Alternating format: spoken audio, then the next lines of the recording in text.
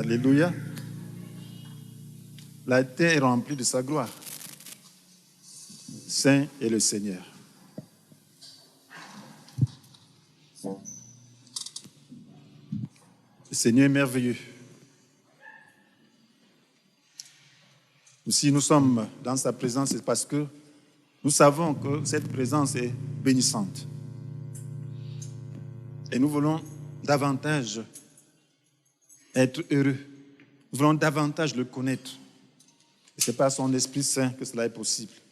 Je prie que son Esprit Saint, qui a commencé déjà à opérer dans nos cœurs depuis le matin, continue de le faire, afin que sa parole nous soit transmise et que nous puissions la comprendre, que sa parole ait un effet durable dans nos cœurs.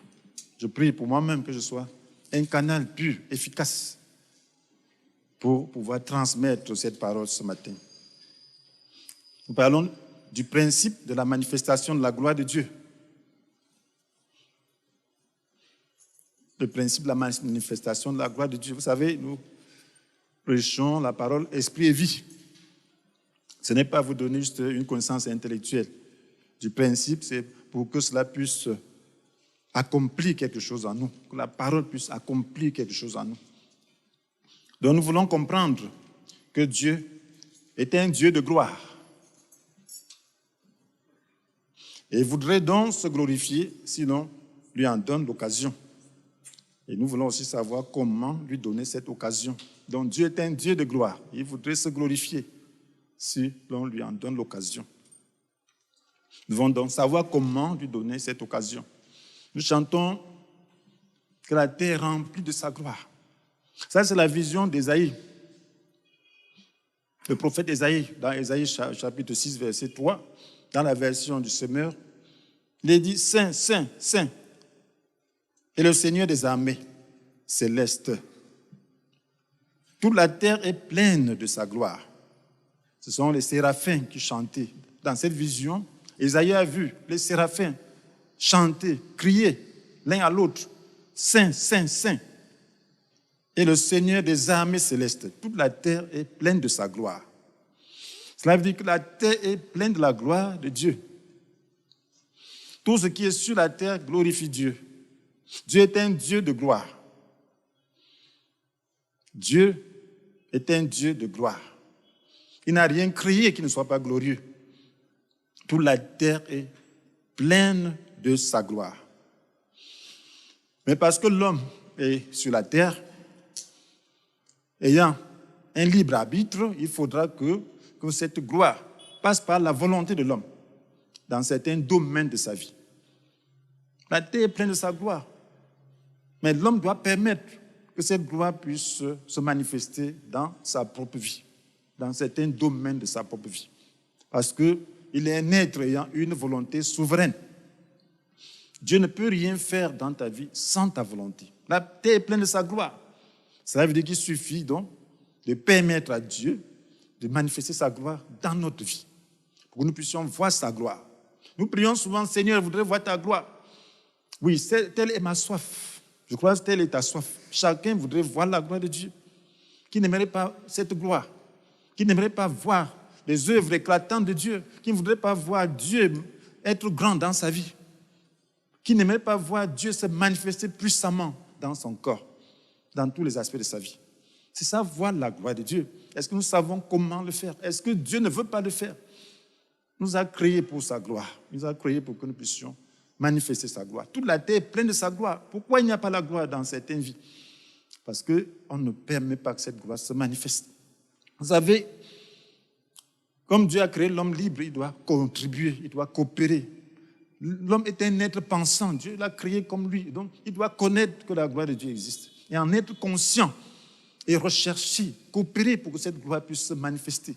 C'est la raison pour laquelle la Bible nous dit dans 1 Corinthiens chapitre 10, verset 31, « Ainsi que vous mangiez, que vous buviez, bref, quoi que ce soit que vous fassiez, faites tout pour la gloire de Dieu. » Que vous mangiez, que vous buviez, bref, quoi que ce soit que vous fassiez, faites tout pour la gloire de Dieu. Nous devons donc désirer manifester la gloire de Dieu parce qu'il est un Dieu de gloire. En tant que Dieu de gloire, nous voulons voir sa gloire partout. Nous voulons que sa gloire soit dans nos vies. Si la terre est pleine de sa gloire et nous refusons cette gloire, nous refusons la manifestation de cette gloire dans nos vies, nous ne sommes pas en train de faire la volonté de Dieu. Nous avons besoin de coopérer afin que cette gloire soit aussi dans nos vies. Parce que nous pouvons la bloquer. Parce que Dieu nous a donné l'autorité en nous donnant la liberté de bloquer ou de libérer. Donc nous devons coopérer. Et c'est ça donc le problème avec l'homme. Lorsque le Christ a été introduit dans ce monde, c'est la gloire de Dieu qui a été introduite. Le Christ est Dieu. Dès l'origine, il était de conditions divines. Mais il ne chercha pas à profiter de son égalité avec Dieu. Donc lorsqu'il a été introduit, c'est la gloire de Dieu qui a été introduite dans ce monde des ténèbres. Mais il fallait préparer.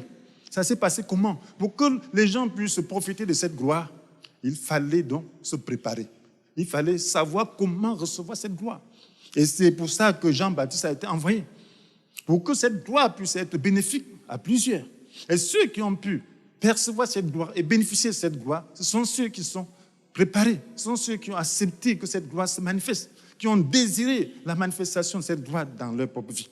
Jean-Baptiste dit de lui-même, « Je suis cette voix dont parle le prophète Ésaïe.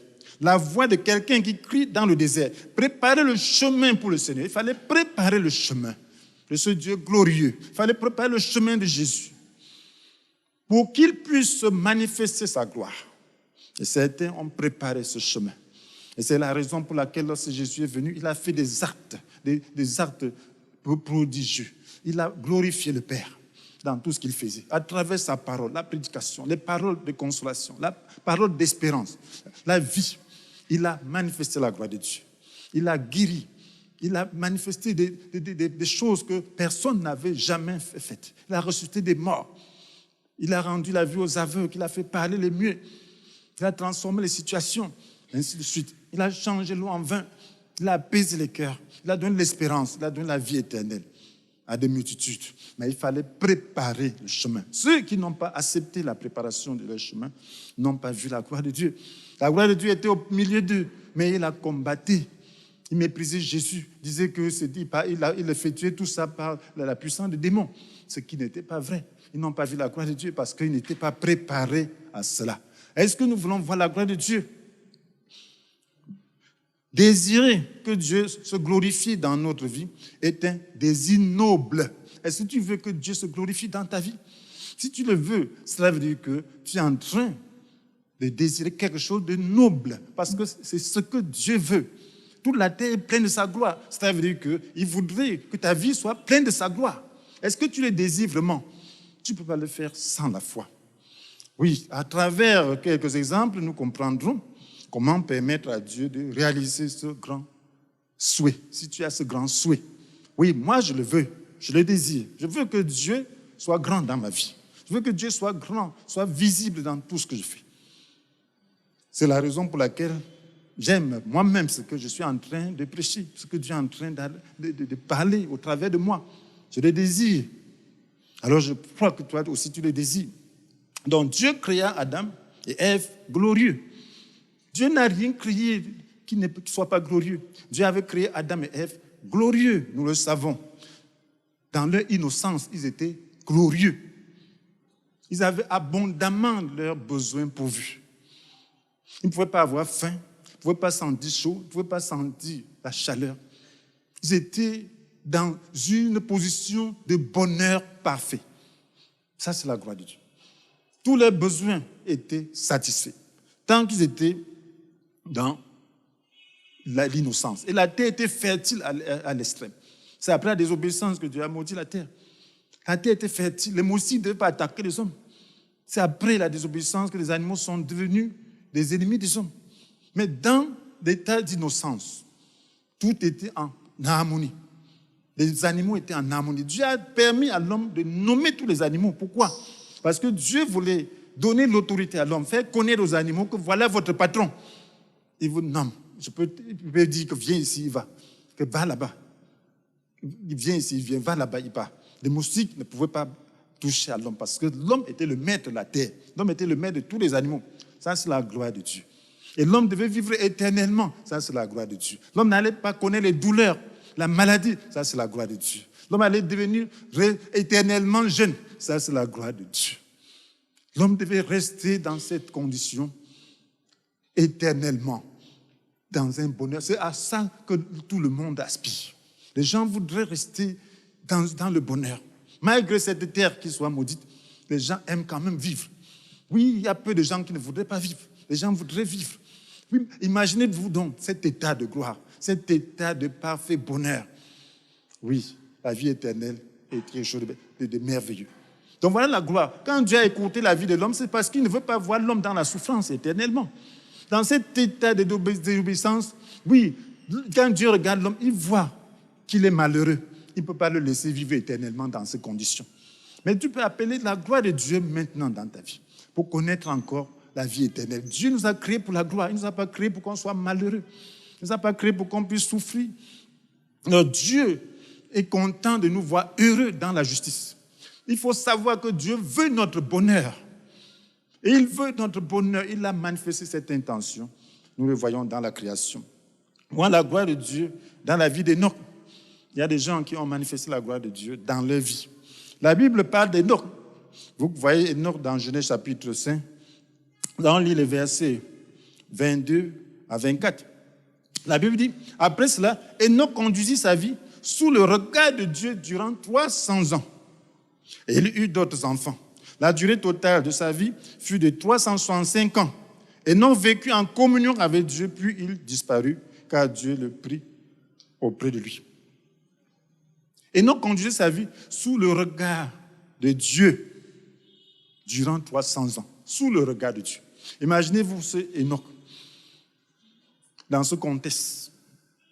Il a conduit sa vie sous le regard de Dieu pendant 300 ans. Après, qu'est-ce qui s'est passé? La gloire de Dieu s'est manifestée dans sa vie. Il a été discipliné. Il avait persévéré pendant 300 ans de vie de discipline à garder la communion avec Dieu. Vous voyez, garder la communion avec Dieu n'est pas facile.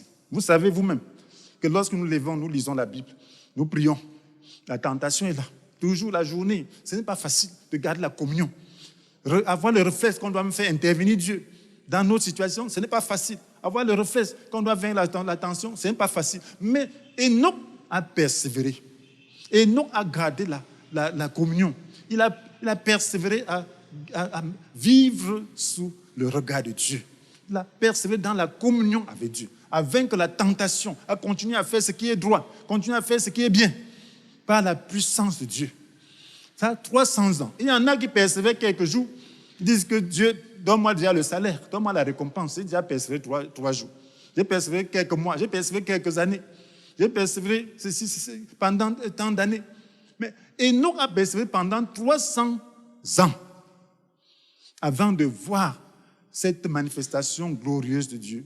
À travers quoi? Son enlèvement. Il a été le premier homme à être enlevé sans voir la mort. Imaginez-vous, quelqu'un qui s'en va sans voir la mort. Pourquoi? Parce qu'il a persévéré pendant 300 ans à demeurer dans la justice, à rejeter le mal, à aimer les hommes, à faire la volonté de Dieu. C'est possible de le faire. Si Enoch l'a fait, c'est possible. La gloire de Dieu s'est manifestée dans sa vie. La gloire de Dieu se manifestera dans ta vie lorsque tu prendras cela au sérieux. Lorsque tu sauras que garder la discipline de la communion est important. Lorsque tu sauras que demeurer dans le bien est important. Lorsque tu sauras que demeurer dans l'amour, persévérer dans l'amour, résister à tout ce qui va t'empêcher de demeurer dans l'amour est important.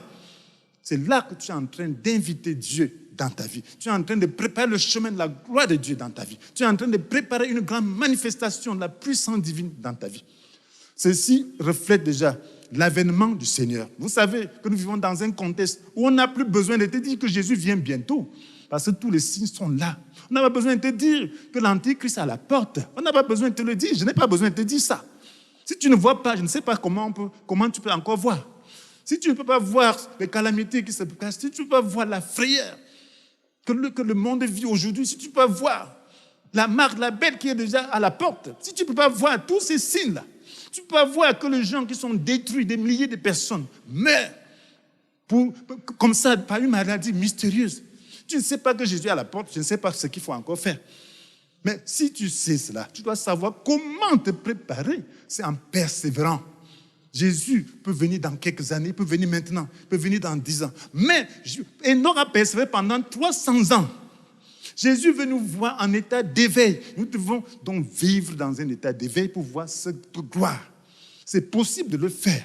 La Bible nous dit dans 1 Jean chapitre 3, verset 3, mes frères et sœurs, tous ceux qui fondent sur le Christ, une telle espérance, se rendent eux-mêmes purs, tout comme le Christ est pur. Nous avons besoin de savoir comment demeurer dans la pureté. Nous devons vaincre le mal. Si nous vaincrons le mal, nous verrons la gloire du Seigneur. Parce que lorsqu'il va apparaître, nous serons semblables à lui. Et nous aurons l'occasion d'être enlevés sans connaître la mort. Nous aurons l'occasion d'être transformés sans passer par la douleur de la mort. Cela est possible. Est-ce que nous allons manquer cette occasion, mes frères et sœurs, de voir la gloire de Dieu? La gloire de Dieu dans la vie de Noé. Frères et sœurs, Noé s'était gardé pur au milieu d'une génération corrompue et violente. Sa génération était violente. En son temps, le péché avait monté au niveau où Dieu ne pouvait plus supporter. La lignée de Caïn avait amené la violence sur toute la terre, avait amené des choses terribles sur toute la terre. Alors, il fallait détruire. Dieu ne peut pas supporter de voir l'homme être malheureux, subir la violence pour toujours. Il était obligé de faire quelque chose. Mais Noé était différent. Noé se gardait pur. Les gens se moquaient de Noé. Et toi, tu te gardes pur, tu ne jouis pas la vie. Regarde comment nous, on est bien. Voilà, ainsi de suite. Noé dit, Dieu ne permet pas ça. Ce que vous êtes en train de faire là, c'est le mal. Dieu dit à Noé de se construire une arche. Il a passé 120 ans à construire. Les gens se moquaient de lui. Noé, tu es en train de faire quoi? Tu perds tes ressources, tu perds ton argent, tu engages tes enfants dans une entreprise qui ne te produit rien. Tu penses que l'eau que Dieu peut détruire le monde avec l'eau? Il va envoyer l'eau comment pour que tu construises un truc comme ça si grand? 300 mètres, voilà, de 300 mètres, 150 mètres de long, 30 mètres de large, 15 mètres de haut, 150 mètres. Une arche de 150 mètres. Tu perds tes ressources. Noé, tu es devenu fou. Noé a accepté d'être fou au milieu de cette génération perverse. Parce que lorsque tu commets le mal, tu ne peux pas discerner la volonté de Dieu. Nous vivons dans un monde. Oui, lorsque le coronavirus est venu, les gens ont commencé à dire Dieu, oh, oh, oh. Mais ils sont déjà habitués à ça. Dieu, Jésus, tu peux encore attendre. Hein? Les gens vivent déjà normalement. Ils n'ont plus s'effrayer parce que ce n'était pas la révélation. Donc, si tu as la révélation, tu dois profiter de cela pour pouvoir mettre une discipline, mes frères et sœurs. Noé a persévéré. Et parce qu'il a persévéré, il a vu la gloire de Dieu. Il a eu le privilège de reconstituer l'humanité. Imaginez-vous que nous sommes les descendants de Noé. Toute la terre descend de Noé. Dieu avait rasé le monde d'avant. Et ayant rasé le monde d'avant, alors il a recommencé l'humanité avec Noé. Est-ce que ce n'est pas un privilège? Est-ce que ce n'est pas un privilège? Il a sauvé sa famille, c'était 8. Il a sauvé sa famille. Et puis Dieu a recommencé l'humanité avec Noé. Et Dieu a fait une alliance avec Noé. Une alliance. Vous voyez, l'arc-en-ciel, c'est une alliance. C'est l'alliance de Dieu, c'est le signe de cette alliance. De préservation de l'humanité. C'est pas Noé. Vous voyez comment Noé est important. Vous voyez comment Dieu peut accorder de l'importance à un homme. C'est lui qui sauve l'humanité. Lorsque les pluies s'assemblent, veulent détruire le monde, Dieu regarde cette arche, cet arc dans le ciel et dit non, j'ai fait alliance avec Noé. Noé m'a satisfait. J'ai fait alliance avec lui. Je ne peux pas détruire encore toute la terre. Voilà, ça c'est la gloire de Dieu. Est-ce que tu ne peux pas voir la gloire de Dieu? Est-ce que tu ne veux pas voir la gloire de Dieu dans ta vie? Est-ce que tu ne veux pas qu'on sache que Dieu est avec toi? Est-ce que tu ne veux pas que le monde sache, même après toi, que Dieu a été avec toi, si Jésus t'a aidé à revenir? La gloire de Dieu dans la vie de Joseph, mes frères et sœurs. La gloire de Dieu dans la vie de Joseph. Nous voyons cette gloire se manifester. Joseph avait reçu la promesse de la gloire de Dieu. Il devait être éminent au milieu de ses frères. Vous voyez cela dans Genèse 39. Alors, qu'est-ce qu'il a eu? Dieu lui a montré par 2 songes qu'il devait être le prince de ses frères. À travers des gerbes, sa gerbe se tient debout, les gerbes des autres se prosternent devant la sienne. À travers les étoiles, qui se prosternent devant lui, ainsi de suite. Voilà. Et tout ça faisait qu'on perçoive qu'il y a une gloire dans sa vie, qu'il y a une destinée, qu'il y a un dessein de grandeur dans sa vie. Et ses frères en étaient jaloux. Et parce qu'ils étaient jaloux, alors ils ont commencé à le persécuter. Ils étaient aussi jaloux parce que Joseph était un homme droit. Il aimait la droiture. Et ses frères n'étaient pas droits. Alors Joseph allait rapporter à son père, à leur père, tout ce que ses frères faisaient de mal lorsqu'ils allaient dans le champ. Et pour cela encore, ses frères le haïssaient davantage. Et ils l'ont vendu aux Ismaélites. Ils ont voulu même le tuer. Mais ils ont mis d'accord que non, ce n'est pas bien de tuer notre frère. Ils l'ont vendu donc. Ils ont prétendu qu'il était mort. Son père donc savait qu'il était mort. Il a été vendu au commandant de la garde royale de Pharaon. Alors il est tombé bien, vous voyez, la gloire de Dieu. La gloire de Dieu était dans sa vie, dans toutes les étapes de sa vie. Et lorsqu'il arrive, qu'est-ce que le commandant fait? Le commandant l'établit sur sa maison comme intendant et sur tous les biens comme le gérant de tous ses biens. Voilà la gloire de Dieu dans sa vie. Il est le gérant de tous ses biens. Voilà la gloire de Dieu dans toute sa vie. La Bible nous dit, dans Genèse 39, verset 2, l'Éternel fut avec Joseph, de sorte qu'il réussissait tout ce qu'il entreprenait.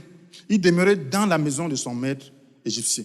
Oui, dans tout ce qu'il faisait, il réussissait. Et ce qui fait que cet homme, cet intendant, ce commandant de la garde royale, ce commandant de la garde royale a vu que Joseph avait Dieu dans sa vie, que la main de Dieu était dans la vie de Joseph. Tout ce qu'il faisait réussissait. Il n'a jamais vu ça. Il a un intendant, tout ce qu'il fait réussit. Donc il a apporté la bénédiction dans la vie de cet homme. Et cet homme était donc obligé de l'établir sur toute sa maison. C'est ce que la Bible nous dit. Et mais à cause de la tentation, il a dû quitter encore cette position. Vous savez, le diable est toujours là, il est toujours présent. Lorsque la gloire de Dieu est dans votre vie, le diable aussi là. Et c'est à vous de persévérer. Parce que la gloire de Dieu était dans sa vie et il était un bel homme. La femme de ce commandant a commencé à le convoiter. Il a refusé. Il a résisté. Et parce qu'il a refusé, il a résisté à la tentation, il voulait se garder, puis il voulait rester dans l'attachement à Dieu. Il s'est retrouvé injustement en prison. Oui, lorsque vous connaissez le Seigneur, lorsque vous voulez être attaché au Seigneur, lorsque vous voulez voir la gloire du Seigneur dans votre vie, elle peut se manifester, mais il y aura des tentations, il peut y avoir des combats. Mais vous devez rester attaché à cela. Si vous êtes attaché au principe de Dieu, si vous êtes attaché à la justice, vous pouvez connaître la persécution. Mais même dans la persécution, dans l'état de persécution, le Seigneur va se manifester dans votre vie. Le Seigneur va faire savoir qu'il est avec vous dans vos souffrances. C'est ce qui s'est passé, il s'est retrouvé en prison. Et en prison, Dieu était avec lui. En prison, Dieu était avec Joseph. Étant en prison, qu'est-ce qui s'est passé? Mais l'Éternel fut avec lui. Et il lui témoigna sa bonté. Il lui fit gagner la faveur du commandant de la prison. Celui-ci lui confia le soin de tous les détenus qui se trouvaient dans la prison et la direction de tout ce qu'on y faisait. Voilà comment, là c'est Genèse 39, verset 21 à 22. Vous voyez, imaginez-vous comment quelqu'un en prison, lorsqu'il arrive, on l'établit comme le chef des prisonniers, de tous les détenus. Lui, un détenu. Il est élevé. Pourquoi? Parce que la gloire de Dieu est là. Partout où il va, il est élevé. Même dans la prison, il est élevé. C'est ce que Dieu voudrait qu'on puisse connaître. Dieu voudrait qu'on soit élevé. Pas seulement dans des bonnes circonstances, quand tout va bien, mais même quand bien même on nous humilie, que dans cet état d'humiliation, qu'on voit la main de Dieu dans nos vies. Quelles que soient les circonstances, qu'on voit la main de Dieu dans nos vies. Que nous ne soyons pas abandonnés. Lorsque tu es un véritable chrétien, si tu veux la gloire de Dieu, tu pourras ne pas être élevé tel que tu le veux. Ça peut être là, ton aspiration. Mais avant d'y arriver, il y a des différentes étapes, il y a différentes circonstances. Mais il faut que partout où tu es, il faut que dans chaque étape, que la main de Dieu soit visible dans ta vie. Il faut que dans chaque situation, que la main de Dieu soit visible dans ta vie. C'est ça qui est important. Tu peux connaître la pauvreté, mais dans cette pauvreté, la main de Dieu doit être visible dans ta vie. Tu vas voir comment Dieu te délivre. Tu vas voir comment Dieu pourvoit tes besoins. Tu vas voir comment Dieu se manifeste dans ta vie dans ces conditions-là. Parce que c'est une condition passagère. Si tu gères bien, alors Dieu va continuer à faire sa volonté dans sa vie. C'est ça qui est important dans la vie d'un homme. Et Dieu a un dessein de gloire dans la vie de chacun. Mais il faudra rester attaché à lui. Il faudra permettre à ce que cette gloire puisse se manifester. Il faudra désirer cette gloire. Imaginez-vous, si Joseph avait cédé, Céder, s'il avait utilisé un raisonnement charnel pour céder à cette femme, il aurait déshonoré Dieu. Et la gloire de Dieu se serait retirée de sa vie. La gloire de Dieu se serait retirée de sa vie, il aurait connu des difficultés, il n'aurait jamais atteint la position que Dieu attendait de lui. Il n'aurait jamais été Premier ministre. Et imaginez-vous que c'est de la prison qu'il est devenu Premier ministre de tout l'Égypte. Imaginez-vous. De la prison, quelqu'un sort pour devenir Premier ministre. Ça, c'est la gloire de Dieu. La situation que tu connais, l'humiliation que Dieu permet dans ta vie. Alors, sache que c'est le chemin de gloire si tu restes attaché. Si c'est injuste, sache que Dieu est en train de te faire passer par le chemin de gloire. Parce que le chemin de gloire demande que tu puisses accepter la tentation, que tu puisses vaincre cette tentation, que tu puisses demeurer saint malgré la tentation. Alors, si tu restes attaché à Dieu, tu verras la gloire de Dieu. Si tu restes attaché à Dieu, tu connaîtras la gloire de Dieu. Dans toutes les situations, il y a des épreuves. Toutes les situations que nous connaissons. Mais comment gères-tu tes épreuves? Est-ce que tu sais qu'il y a la gloire devant? Est-ce que tu le sais? Et Joseph a été maintenant une source de bénédiction pour des multitudes. Parce qu'il a accepté de se préserver. En sortant de prison, il est devenu une source de bénédiction. Il a sauvé l'Égypte. Il a sauvé même son propre patron qu'il a mis en prison. Il a sauvé même la femme là qu'il a persécutée. Il l'a mis en prison. Il a sauvé sa propre famille. Il a sauvé tout le monde. Pour que tu vois la gloire de Dieu, il faut avoir l'amour de Dieu. Il faut avoir l'amour. L'amour de Dieu est inclusif. Ça veut dire que l'amour de Dieu n'est pas discriminatoire. L'amour de Dieu, parce que Dieu aime tout le monde. La Bible dit que toute la terre est pleine de sa gloire. Ça veut dire que Dieu veut que sa gloire soit sur tous les hommes. Tu dois désirer voir le bien de l'humanité. Tu dois désirer voir le bonheur. Tu dois désirer voir tout comme quelque chose de bien.